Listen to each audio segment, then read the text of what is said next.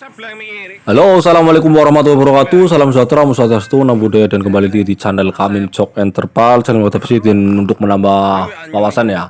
Tentunya untuk kali ini saya akan mereview tentang pemasangan peredam untuk Honda HR-V tahun 2015 ya. Dan ini pemasangannya nanti dari mulai plafon, di lantai, door trim, dan di bagian atasnya roda ya. Dan sedikit-sedikit kita mulai ini turunin pada bagian plafon ya, semuanya akan turun ya. Dan ini pada bagian plafonnya sendiri masih mulus sendiri karena mobilnya juga mobil sendiri istimewa ya. Dan bersama saya Mas Ari sama Mas Sandi ya. Ini tim saya sendiri. Untuk Anda yang mau melihat video ini yang belum tekan tombol subscribe, silahkan tekan tombol subscribe karena supaya mengikuti pada video-video selanjutnya, atau ketika ada video selanjutnya terus bisa menambah ilmu atau bisa berbuat untuk ketika Anda itu mau merangkap menambah ilmu ya, juga nanti silahkan komen untuk video selanjutnya.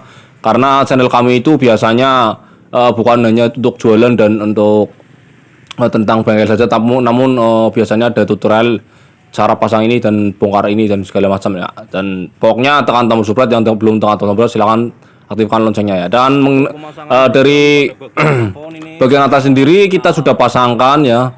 Ini peredam glass wall ya untuk pada bagian plafon ya.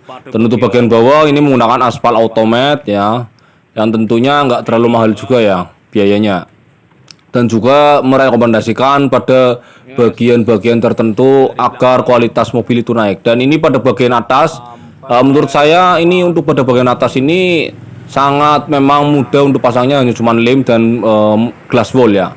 Jadi ada 3 jenis untuk peredam sendiri itu, yang namanya misalnya dari glass wall, terus peredam aluminium foil, dan automat yang terdiri dari aspal ya. Untuk pada bagian plafon sendiri kita pastikan dari atas kita harus pakainya glass wall atau aluminium foil ya.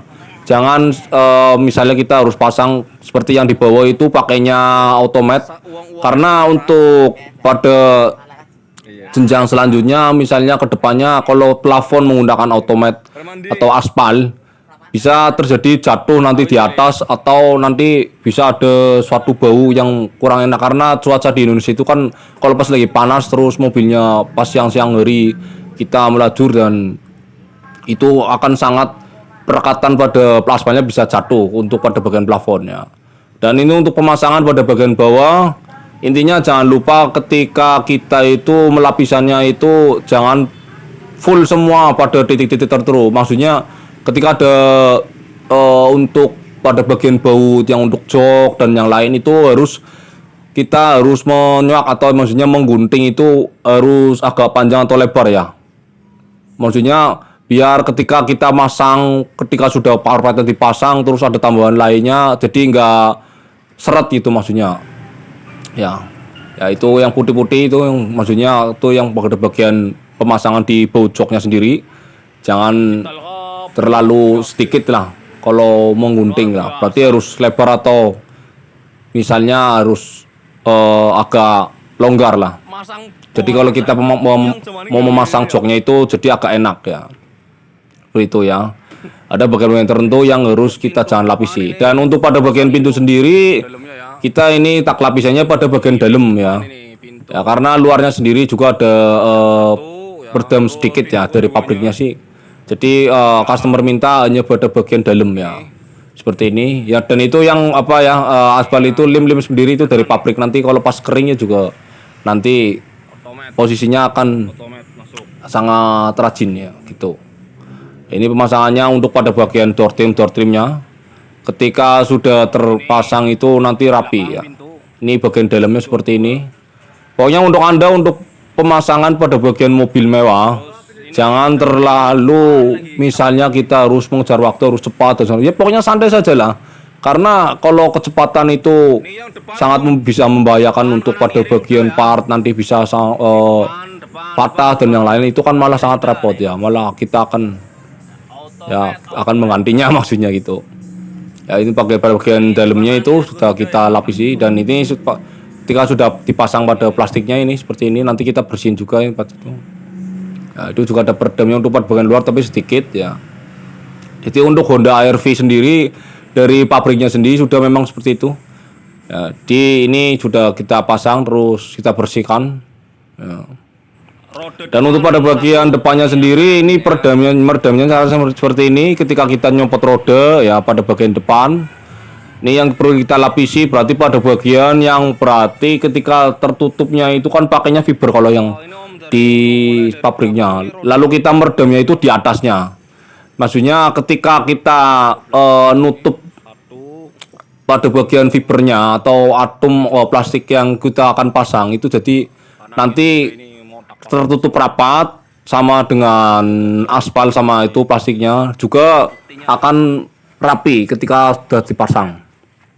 Ini bagian-bagian yang kita pasangkan, potong sedikit-sedikit karena kalau langsung tempel itu nggak bisa, posisinya sendiri kan seperti itu.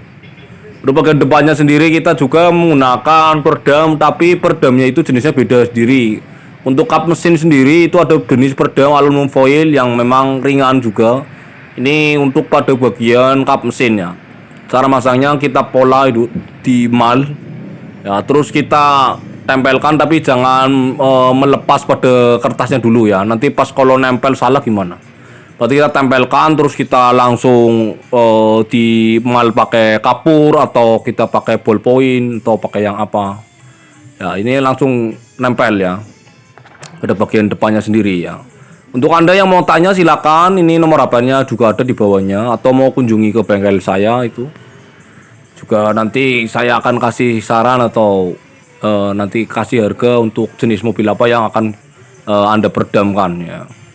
Karena ada banyak jenis peredam misalnya dari aluminium foil, ada automat yang terdiri dari jenisnya dari aspal, ada dari glass wool ya yang dari bahan. Ada 3 macam ya. Anda pilih yang mana cocoknya. Itu juga mempengaruhi pada harga-harga tertentu ya. Ini ya jenisnya seperti itu untuk pada bagian depan. Dan ini mobilnya yang ketika yang mau kita nyalakan sendiri. Ya, ini mobilnya HR-V mulus sekali. Ya, untuk pada bagian dalamnya sudah kita peredamkan. Ya. Jangan lupa untuk Anda yang belum tekan tombol subscribe silakan tekan tombol subscribe untuk menyemangati para partner kami dan agar video-video ini itu bertambah banyak ya. Nah, kalau Anda mau bertanya ya silakan telepon saya atau komentari pada bagian di kolom komentar. Ya, nanti soalan apa nanti saya akan jawab ya. Ini sampai malah ada trouble pada masalah bagian sistem mobilnya ada yang kurang jalan, jadi kami juga memanggil mekanik.